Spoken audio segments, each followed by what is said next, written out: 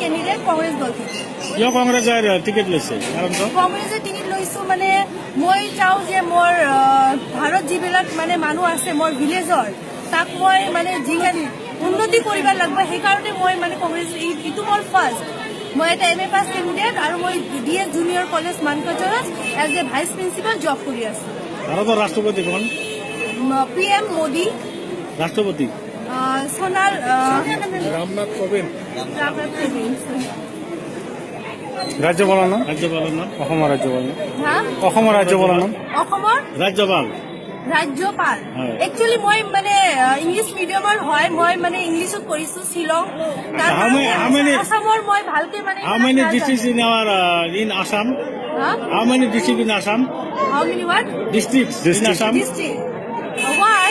In Assam there were one district only, No. District one only. How many districts in Assam? District one, no. UP district. How many districts? কত district আছে আসামে? আসামে তো কেইখন জেলা আছে?